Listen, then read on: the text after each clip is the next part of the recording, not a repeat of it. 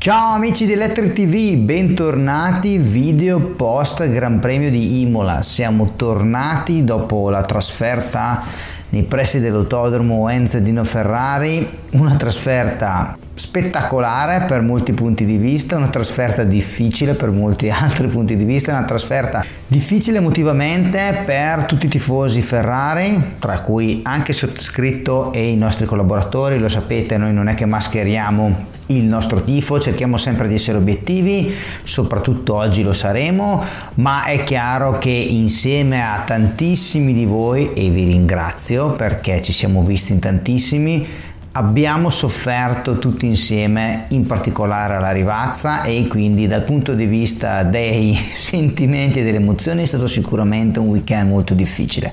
Tuttavia è stato anche un grandissimo weekend di sport che ha visto la nettissima, bisogna dire, vittoria delle Red Bull e in particolare di Max Verstappen. Doppietta Red Bull a casa nostra, potremmo dire, parafrasando una celebre frase di Seb Vettel, e a questo punto il mondiale si riapre.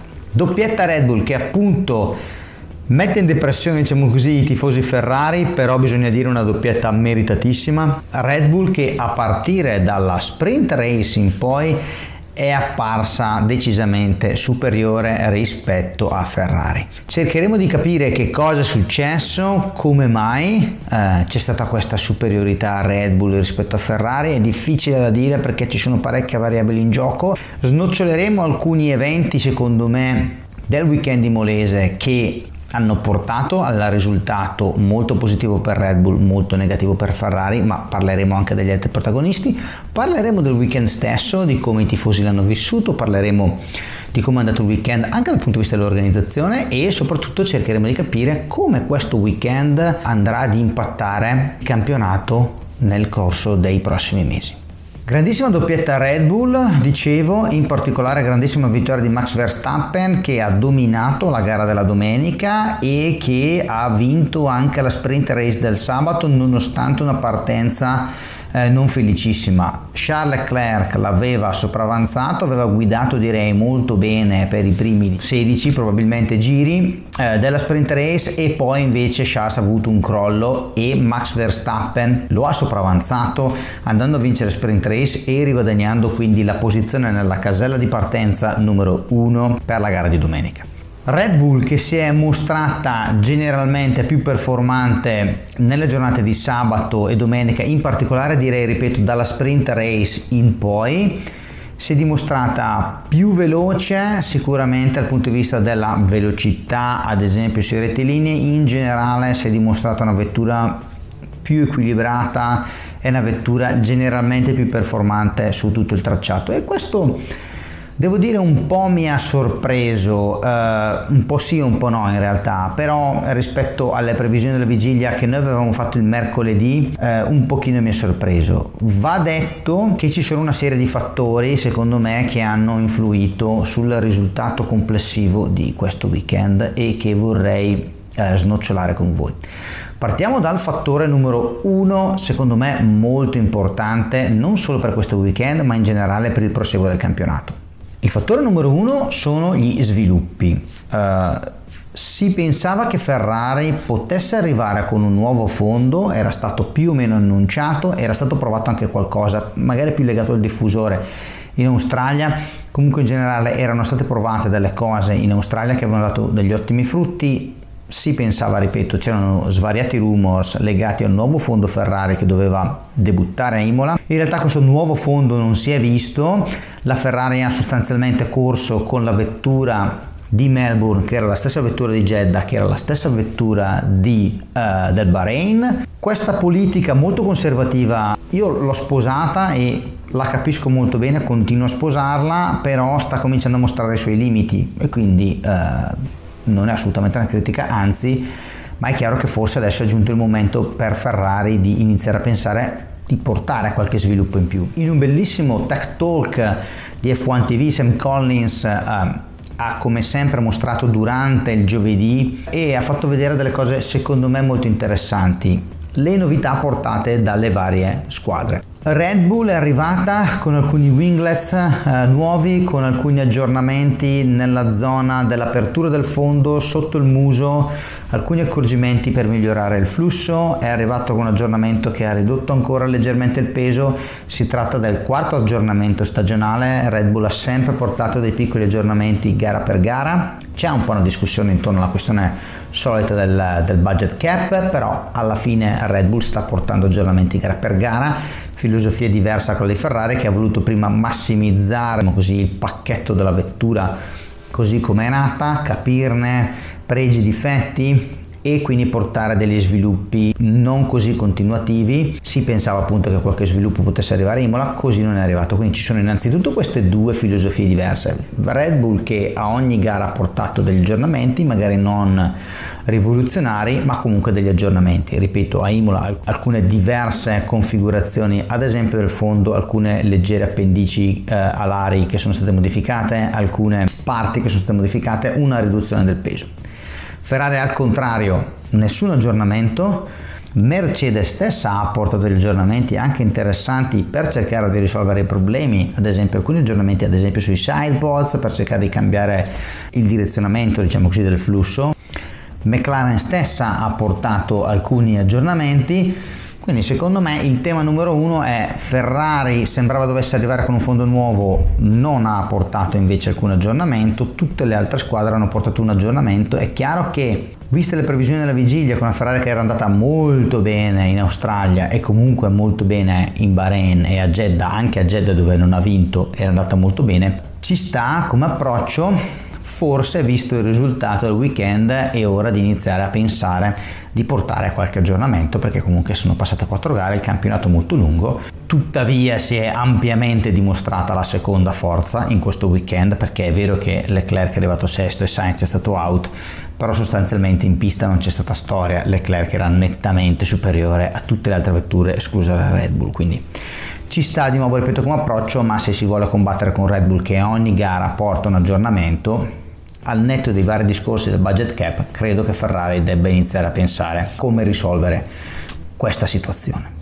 Andando ad analizzare le telemetrie a disposizione, i risultati che emergono sono più o meno gli stessi, no? Lo stesso trend. Ferrari un'ottima trazione, quindi una buonissima velocità anche in rettilineo, nelle prima metà del rettilineo, cioè sul lungo rettilineo che appunto esce dalla Rivazza e arriva al tamburello.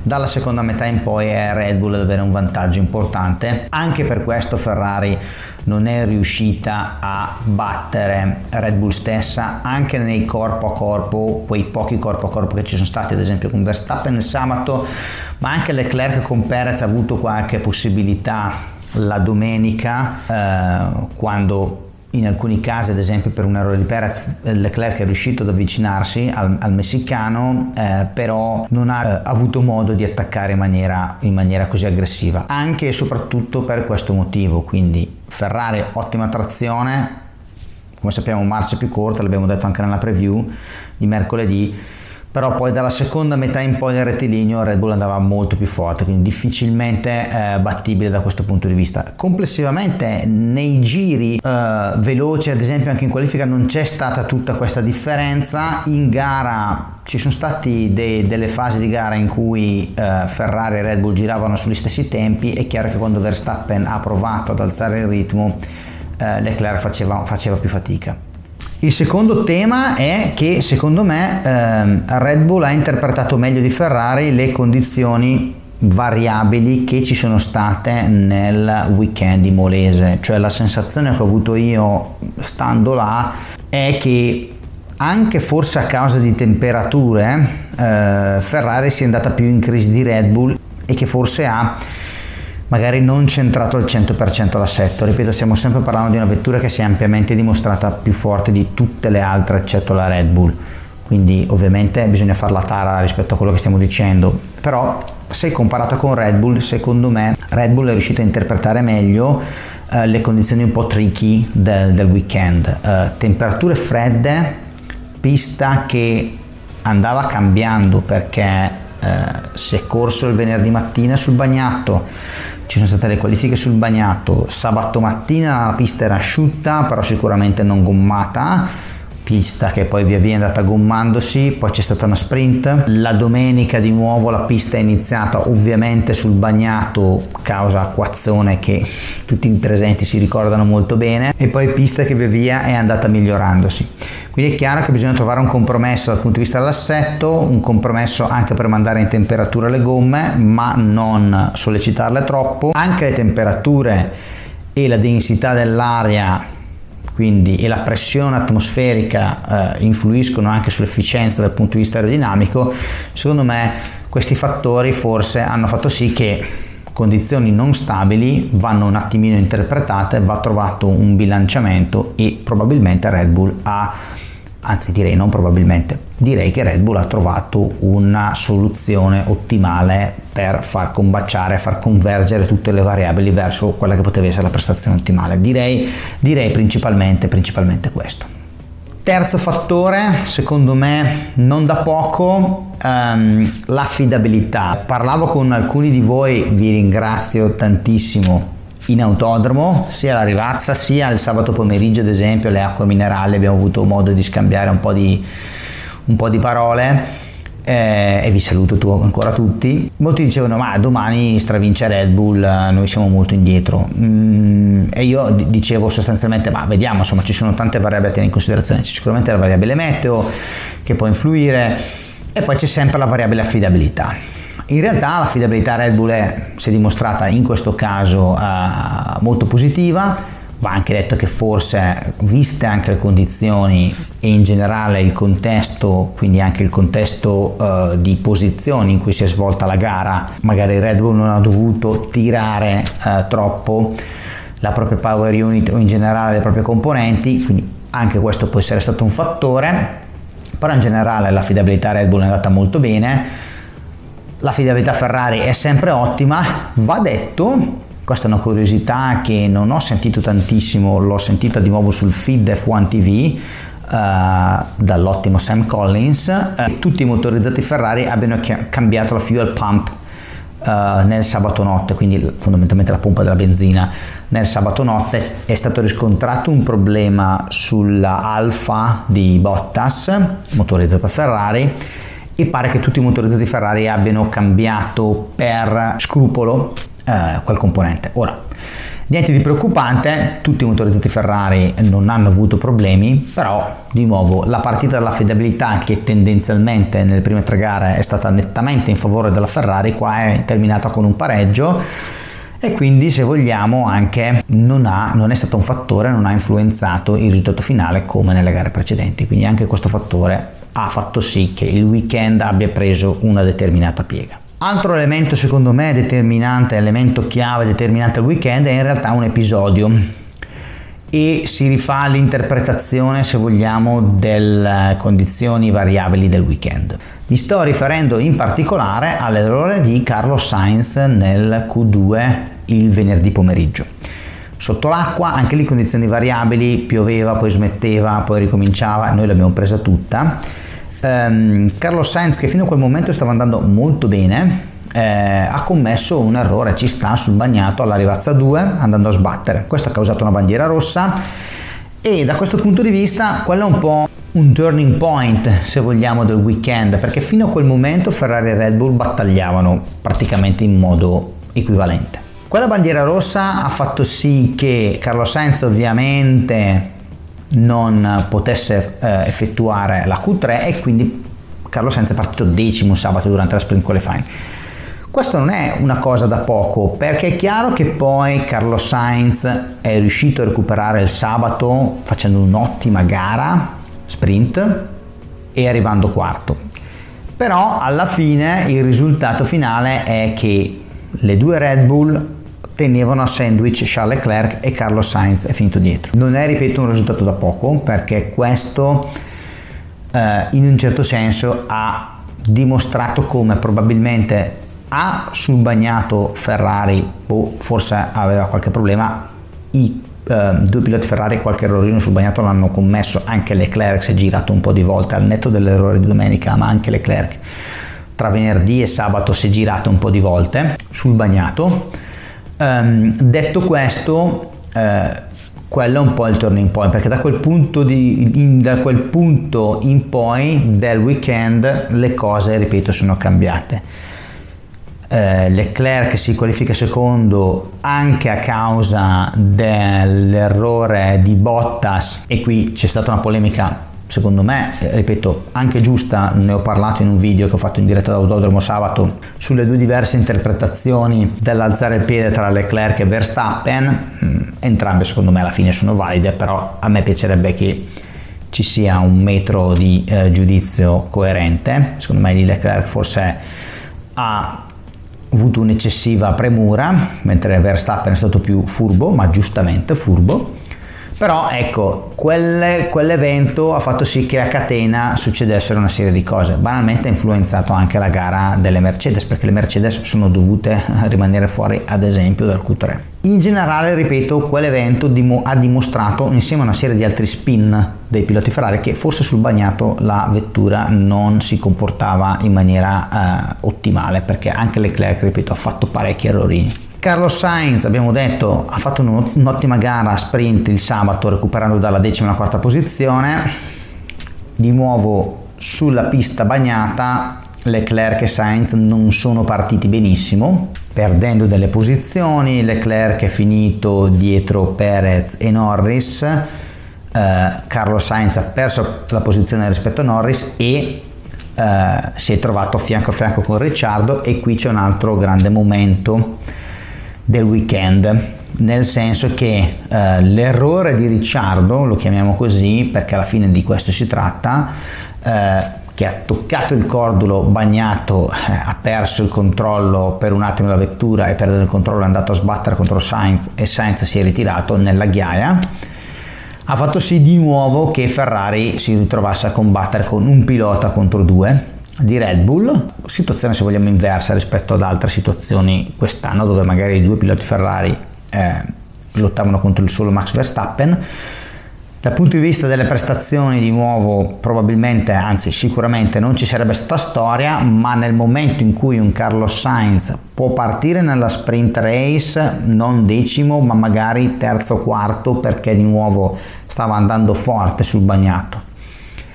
Quindi con un Leclerc secondo, un Sainz terzo, visto che i tempi più o meno erano uguali, probabilmente non stiamo parlando di fantascienza. È chiaro che se parti secondo terzo e quarto nella sprint race asciutta, puoi avere un risultato diverso il sabato e magari la domenica Carlos Sainz non si ritrova incastrato con Ricciardo, e quindi insomma il contesto nel quale poi veniva disputata la corsa probabilmente era diversa. Detto che, ripeto, dal punto di vista del performance Red Bull è stata superiore, e credo che su questo non ci siano molti dibattiti. Però, ripeto, quando parlo e dico che ci sono diverse variabili in gioco, ripeto, ne abbiamo parlato un po' anche sabato davanti a un panino, una birra con alcuni di voi, direi che è un po' questo quello di cui parlo, cioè il contesto in cui si svolge la gara, il contesto strategico, il contesto di quali piloti hai attorno a te quando parti, quando sei alla prima curva o in generale quando stai disputando la gara, non è da sottovalutare. Quindi l'incidente di Carlos Sainz, l'errore di Carlos Sainz a Rivazza 2 nel Q2 di venerdì, in un certo senso ha influenzato la gara. Più in generale non parliamo di prestazioni, però è chiaro, ripeto, che parliamo che altera il contesto, o avremmo avuto un contesto diverso. Al netto del contesto, ripeto, performance Red Bull nettamente superiori, e qua veniamo alla gara di Charles Leclerc. Per gara intendo la gara nel suo complesso, sia la sprint race che la gara vera e propria. Leclerc ha condotto, secondo me, la sprint race e fino all'errore alla variante alta, variante Gresini, chiamatela come volete, in modo perfetto. Ha condotto la gara in modo perfetto, consapevole che probabilmente la sua F1.75 non era al livello della Red Bull. Ha corso meglio che poteva, ha corso, se vogliamo, anche in maniera conservativa. Ha approfittato di un'ottima partenza sul sabato e di una partenza non ottimale di Verstappen per stare davanti, ha provato ad allungare, probabilmente rovinando le gomme. Ok, secondo me in realtà c'è anche di nuovo la questione dell'assetto e del bilanciamento legato a differenti temperature, pista asciutta, bagnata, quindi trovare l'assetto ottimale che potesse andare bene per tutte le condizioni. Ha rovinato tuttavia le gomme, no? E quindi poi è stato sopravanzato da Verstappen il sabato, però ha portato a casa un secondo posto, ha perso un punto, ha corso molto bene. La stessa cosa ha fatto domenica, ha cercato di massimizzare anche in quelle occasioni in cui ha potuto magari attaccare Perez, in realtà non l'ha fatto, non si è preso dei rischi inutili. Secondo me in un paio di occasioni avrebbe potuto.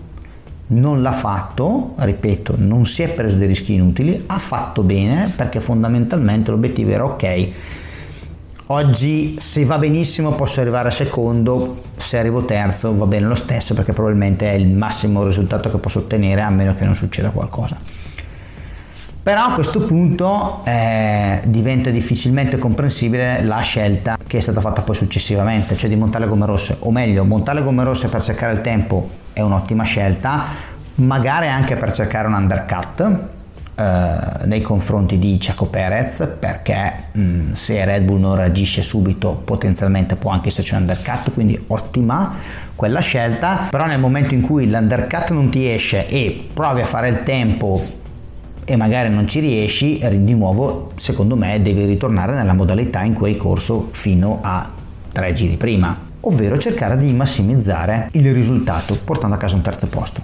Al contrario, a Leclerc si è un po' chiusa la vena, ha visto Perez leggermente in difficoltà in un giro, poteva avvicinarsi e ha provato a tirare tantissimo, entrando in maniera un po' troppo garibaldina alla variante alta, prendendo un cordolo bagnato e girandosi. È stato tutto sommato fortunato che nonostante abbia rotto l'ala anteriore è riuscito a proseguire, ha ottenuto un sesto posto, però ha buttato via 7 punti. Lui stesso l'ha detto, lui stesso si è scusato, non c'è bisogno di scusarsi Carletto, ti vogliamo bene lo stesso, ci hai fatto vivere un inizio di stagione spettacolare, ti vogliamo bene anche perché ci provi sempre, però secondo me anche l'atto gestione del pilota, muretto box, e gestione di se stesso mentale del pilota, qualcosa è sicuramente da migliorare. Secondo me il tentativo era un po' velleitario e lì ci si è preso un rischio inutile. Non ti prendi alcun rischio per tutta la gara sprint, perché anche quando Verstappen ha sopravanzato Leclerc, non è che Leclerc abbia provato a chiuderlo, no, sabato. Non ti sei preso rischi con Perez, l'unico rischio se vuoi è quello con Norris, ma la vettura era talmente superiore che non stiamo parlando di rischio. Non capisco perché prendersi questo rischio quando sai perfettamente che probabilmente anche passando Perez avreste comunque poi fatto fatica a tenerlo dietro, quindi non lo so, secondo me è un peccato, perché è un peccato di gola in un certo senso, un peccato di foga. Qualcuno dice lanciato anche dall'entusiasmo dei tifosi, non lo so, secondo me, ripeto, ci ha provato, forse sì, era deluso del non poter vincere in casa, però ripeto, dobbiamo pensare in ottica mondiale, tutti i punti sono importanti, se perdi un punto il sabato va bene, ne perdevi 10 domenica arrivando terzo, ma tutto sommato va bene, ci stava a provare il giro veloce, però ecco, secondo me l'attacco su Perez e cercare di entrare così aggressivi, perché poi il concetto è io cerco di entrare aggressivo alla variante alta per arrivare sotto nella zona di RS, stare molto vicino alla zona di rivazza e poi cercare di sopravanzare. Però insomma abbiamo visto tutta la gara che era difficile, quindi secondo me un tentativo un po' troppo velleitario. Per quanto riguarda la gara degli altri, questo errore ha fatto sì che Lando Norris ha azzeccato un terzo posto insperato, risolleva un po' il morale della McLaren, che si sta piano piano riprendendo. È stata fondamentalmente la terza forza in campo al netto del quarto tempo di Magnussen in qualifica, hanno dimostrato che la McLaren c'è come terza forza, è sul podio a causa dell'errore di Leclerc, ma giustamente di nuovo Lando massimizza il risultato, sta di nuovo davanti a Ricciardo che, ripeto, commette un errore di valutazione abbastanza evidente andando sul cordolo al tamburello e rovina la gara sua e di Carlos Sainz. Carlos Sainz ha fatto 2 giri, anzi un giro in 2 gare. Sfortuna per il pilota spagnolo della Ferrari. Capitolo Mercedes, perché a me piace comunque tenere sempre in considerazione anche la Mercedes, anche perché fino a questa gara George Russell era secondo nel campionato piloti. Detto questo, di nuovo secondo me George Russell in questo momento è il pilota della Mercedes, perché è vero che la vettura non è il top, però George Russell sta bastonando Lewis Hamilton, cioè mentre Lewis Hamilton non riusciva a superare Tsunoda, George Russell ha fatto un quarto posto, di nuovo frutto, se vogliamo, dell'errore di Leclerc, ma insomma se non era quarto era quinto posto. Hamilton è stato doppiato da Verstappen, non dimentichiamolo, si è lamentato tutto il tempo, è in palese difficoltà. Caspita, George Russell, tanto di cappello, l'avevamo detto all'inizio della stagione anche in una puntata di Motori per Due, Pirlo Motori 2.0 con il mitico Press, che George Russell secondo me doveva dimostrare quest'anno che tutto l'hype che si è creato intorno a lui doveva essere vero, doveva essere concretizzato, diciamo così. Beh, lo sta concretizzando, perché comunque, ripeto, il mezzo è quello che è, però lui sta andando decisamente più forte di Lewis Hamilton. È stato un weekend incredibile, sfortunato per la Ferrari, sfortunato per i tifosi della rossa, o i tifosi, punto, come agli inglesi piace chiamare i fans della Ferrari. Sono accorsi in massa, siamo accorsi in massa sulle rive del Santerno fin da venerdì, grandissima partecipazione, un entusiasmo pazzesco, è stato bellissimo vedere tutta questa gente, è stato bellissimo incontrare alcuni di voi, abbiamo incontrato un sacco di scuderie Ferrari Club che saluto, Forlin Popoli, Alessandria, scuderia Ferrari Club Rovigo, Roma. Abbiamo incontrato tanti amici che ci seguono dai tempi di Race Anatomy, dalle nostre incursioni a Race Anatomy, tanti amici che invece magari hanno iniziato a seguirci su queste pagine di Electric TV, o qualcuno che legge gli articoli su Informazione Online. È stato bellissimo, è stato entusiasmante. Un appunto l'ho già fatto in una diretta Instagram, mi scuserete se non ho fatto tante dirette, anzi credo nessuna diretta su YouTube, ma le condizioni erano anche proibitive dal punto di vista logistico e meteo. Però su una diretta Instagram mi sono sentito in dovere di essere molto critico, per usare un eufemismo, con alcuni tifosi che fischiano Verstappen o Hamilton in maniera pesante, o fischiano i tifosi di Verstappen o Hamilton. Per favore, lo ripeto, non fatelo, perché quella è una cosa che si fa allo stadio, e non è per essere radical chic, ma è perché tendenzialmente questo è un po' lo spirito del motorsport. Si tifa a favore, si prende anche in giro Verstappen e Hamilton, perché lo facciamo, lo si chiama Luigino, lo si chiama in qualche altro modo, sicuramente diciamo così c'erano delle striscioni bellissime, ad esempio inneggiavano a Charles o prendevano in giro il buon Luigino Hamilton o Max Verstappen. Però ecco, tendenzialmente fischiare non è bello, ho visto anche qualcuno fischiare qualche tifoso, non è bello.